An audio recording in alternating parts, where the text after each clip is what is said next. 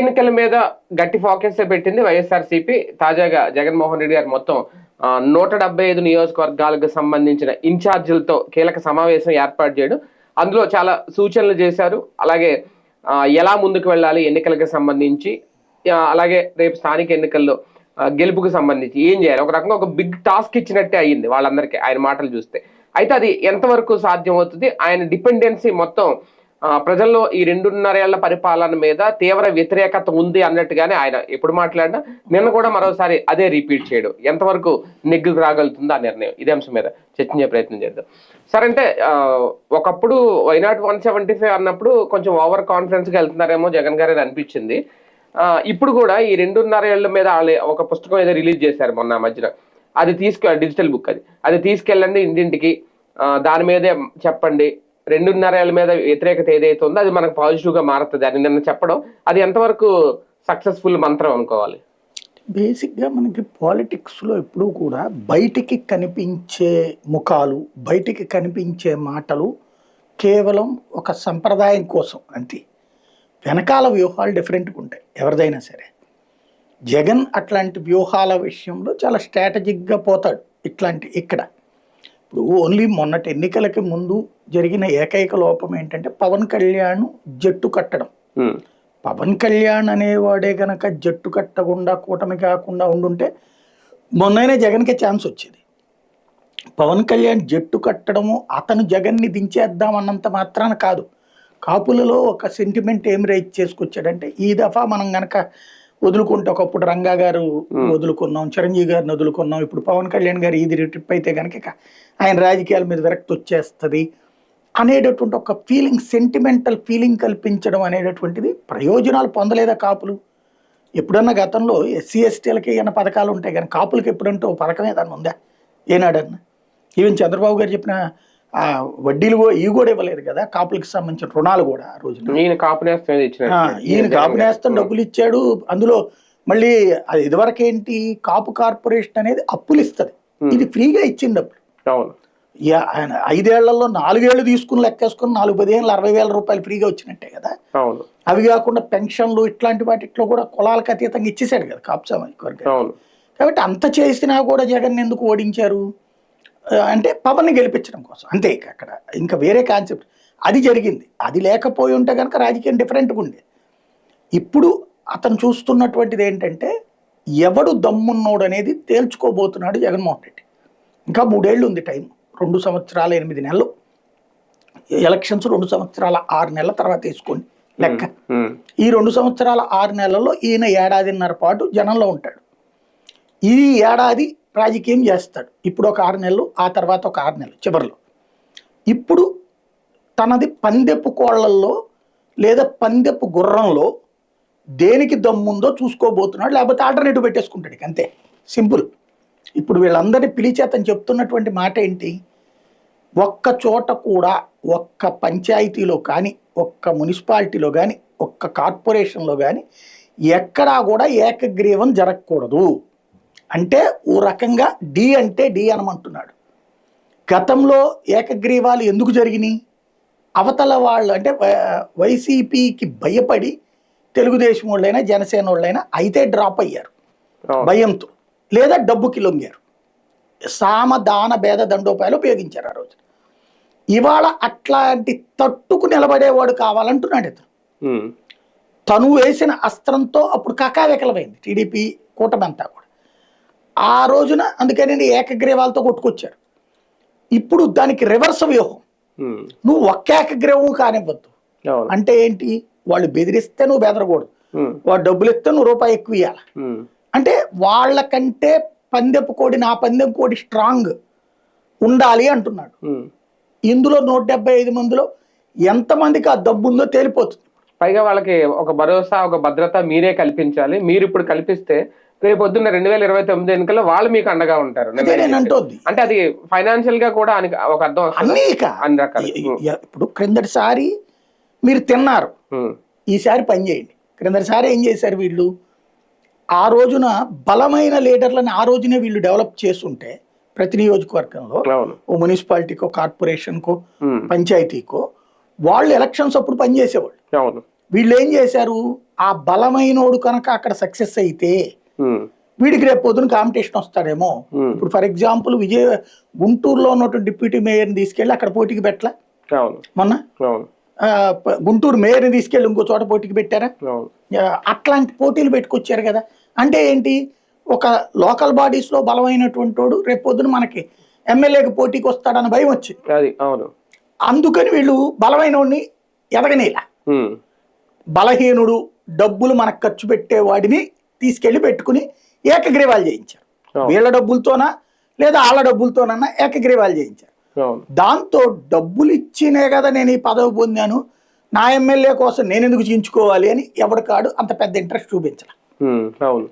నాకు ఇంత పార్టీలో ఈ పదవి రావడానికి కారణం ఆయన అని సాష్టాంగ ప్రణామం చేద్దామంటే నా దగ్గర డబ్బు మింగే, ప్లస్ నాకు ఈ పదవి ఇచ్చిన తర్వాత పెద్దగా ప్రయోజనం ఏమీ లేదు, ఎమ్మెల్యేనే వీరుడు అవుతున్నాడు.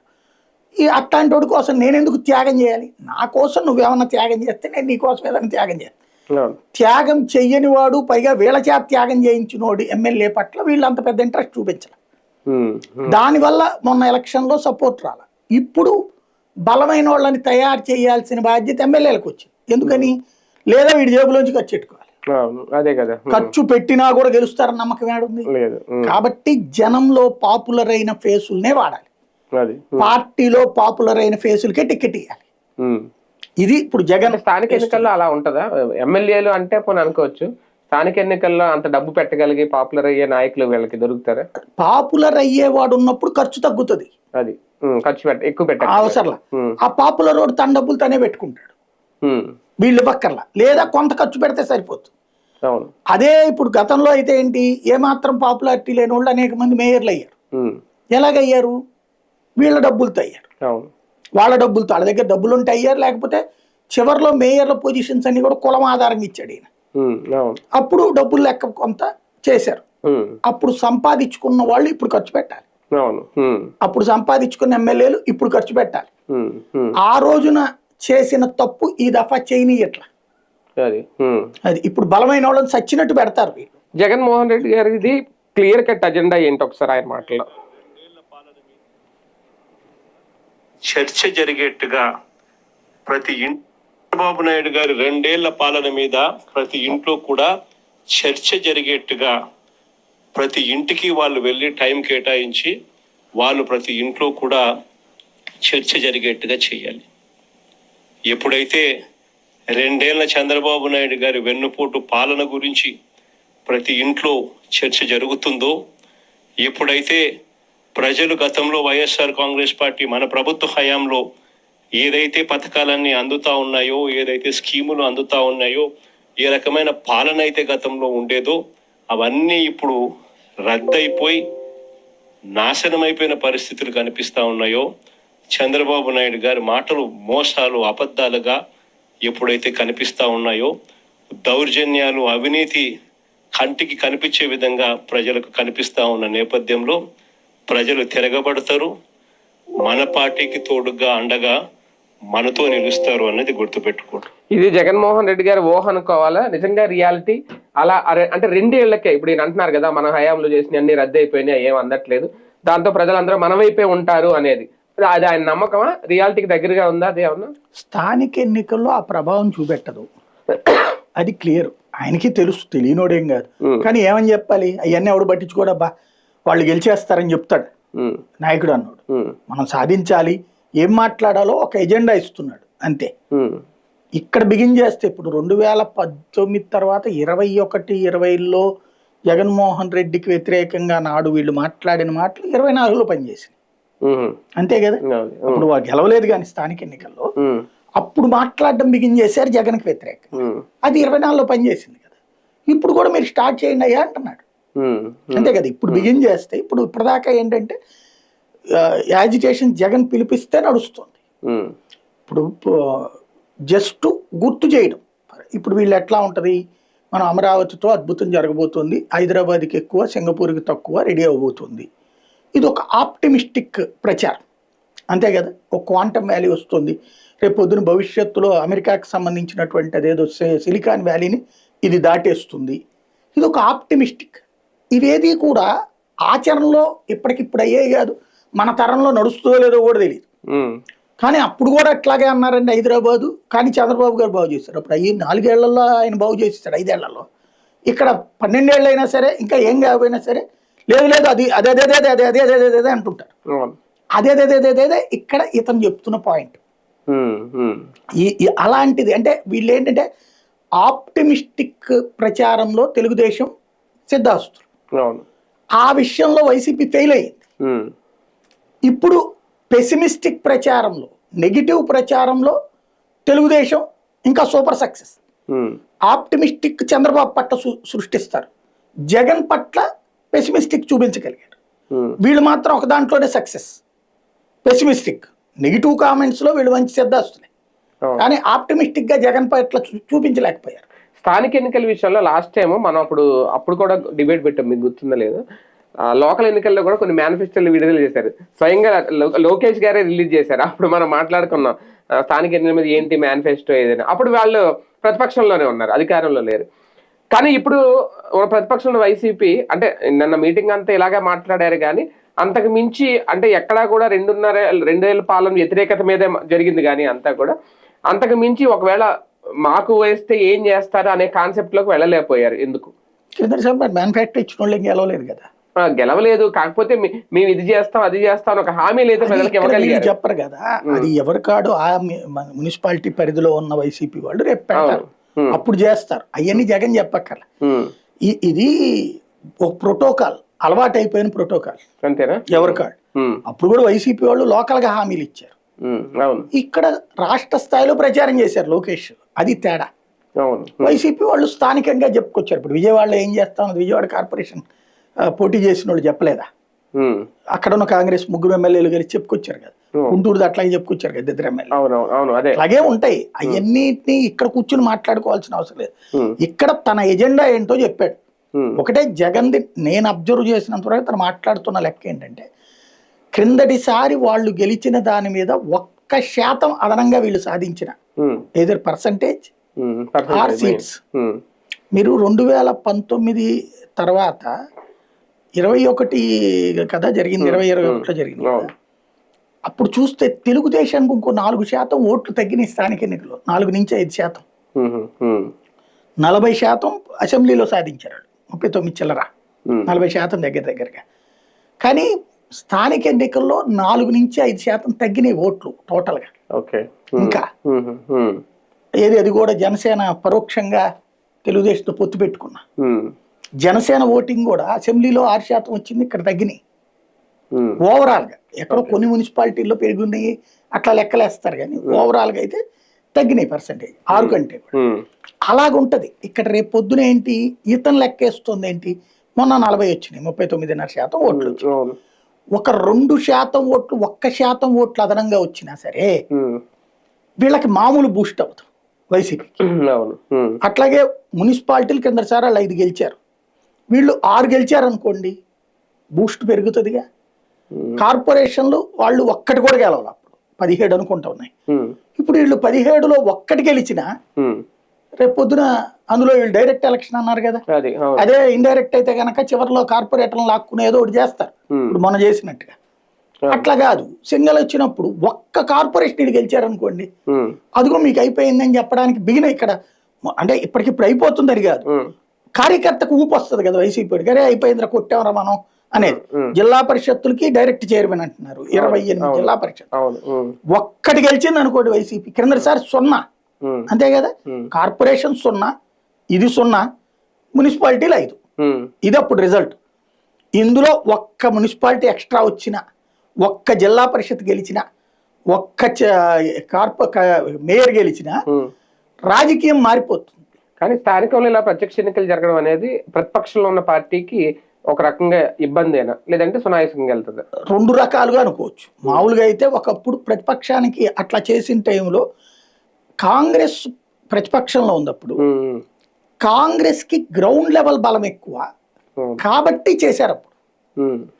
ఇప్పుడు వైసీపీతో పోల్చుకుంటే తెలుగుదేశం కూటమికి గ్రౌండ్ లెవెల్ బలం ఉన్నప్పుడు తీసుకొచ్చి ఇది పెడుతున్నారు. ఇది ఒక రకంగా ఏంటంటే వీళ్ళని వీళ్ళు పరీక్షకు పెట్టుకుంటున్నారు. అంతే.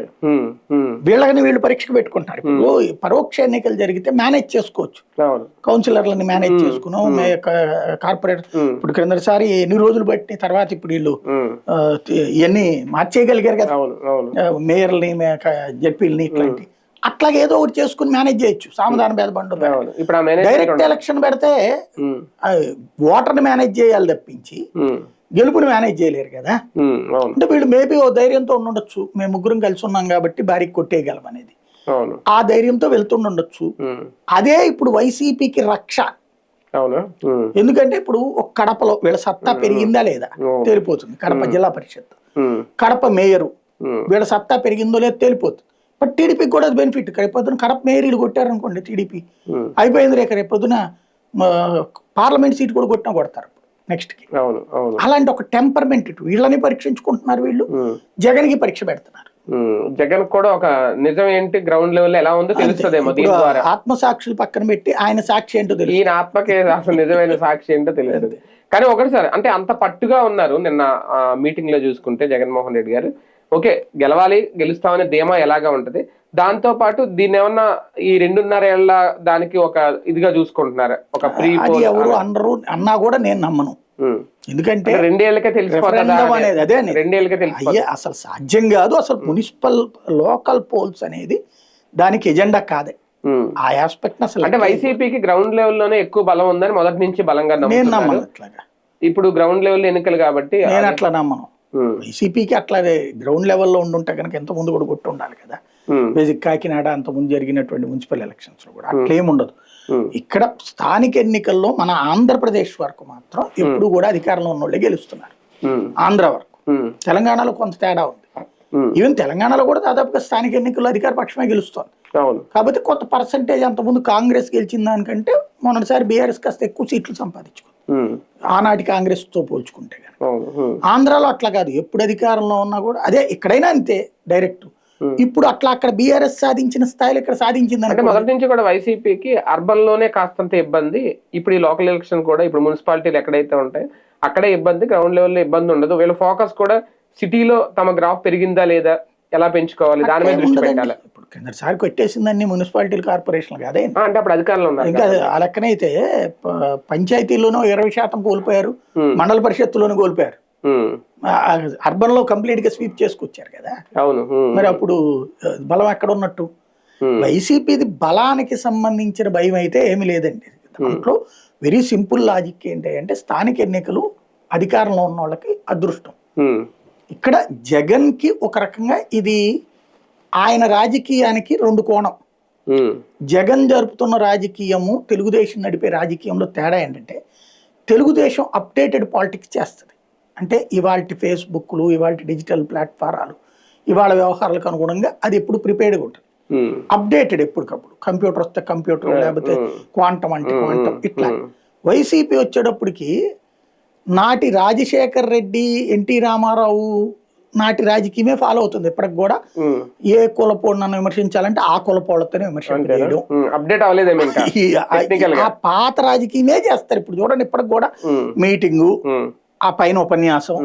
ఇప్పుడు ఇవాళ అప్డేట్ అవ్వడం అంటే ఎట్లాగా, ఆ నాయకుడికి మైక్ ఇచ్చి ఏంది నీ ప్రాబ్లం ఏం చెప్పన్నా అని అడిగి వివరం చెప్పడం, లేదా 10 మందితో విడిగా కూర్చుని ఏం కావాలి నీకు, నాకిట్ట సాధించాలా, అది మాట్లాడటం.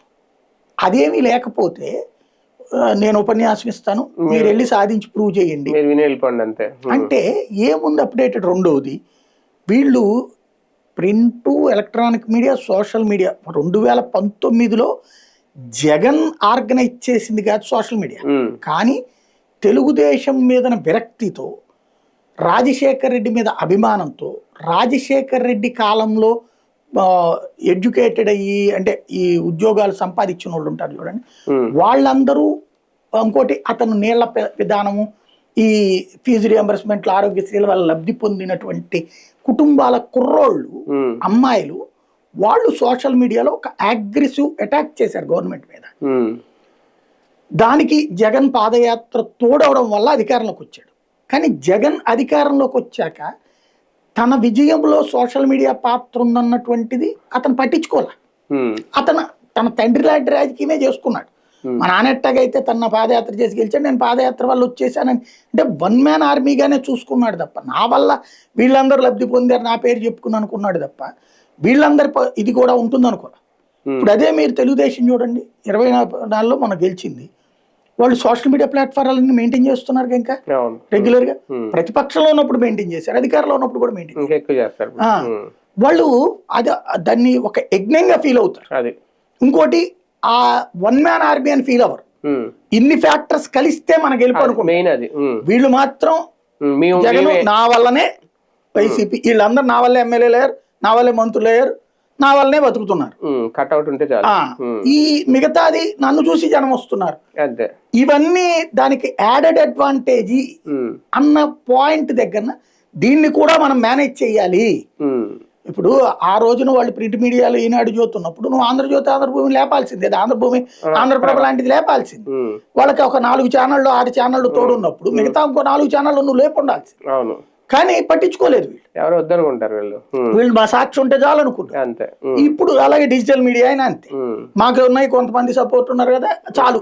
అదే వాళ్ళు వచ్చేటప్పటికి అవతల సపోర్ట్ ఉన్న వాళ్ళని కూడా యువతలకి లాక్కొచ్చుకునే ప్రయత్నం చేస్తారు. అలాంటిది అంటే ఇవన్నీ మెట్లు డైరెక్ట్ గా పైకి వెళ్ళడం కాదు అనేది తెలుగుదేశం భావిస్తుంది. వీళ్ళదేమో ఆ పాతకాలపు రాజకీయమే, మనిషి మా పార్టీ గుర్తు సింబల్ ఇదే చేస్తున్నారు. కాబట్టి ఇది పరీక్ష. ఒకవేళ జగన్ అనుకున్న సక్సెస్ అయ్యాడు అనుకోండి, ఇదే కంటిన్యూ అవుతారేమో. అంతే, అలాగే సక్సెస్ అవ్వకపోయినా ఇదే కంటిన్యూ అవుతున్నారు కదా, మొన్న అవ్వలేదు కదా. రైట్, చూద్దాం. మొత్తానికి స్థానిక ఎన్నికల మీద గట్టి ఫోకస్ పెట్టింది వైఎస్ఆర్సీపీ. కానీ ఒక బిగ్ టాస్క్ అయితే ఇచ్చినట్టుగా తెలుస్తుంది వాళ్ళందరికీ కూడా, ఇన్ఛార్జీలందరికీ కూడా. ఎంతవరకు సక్సెస్ అవుతారు? ఈ 2 ఏళ్ల పాలన మీద ప్రజల నుంచి వచ్చే వ్యతిరేకత రేపు స్థానిక ఎన్నికల్లో తమను గెలిపిస్తుంది అనేది బలంగా నమ్ముతున్నారు జగన్. మరి ఆ నమ్మకం నిజమవుతుందో చూద్దాం.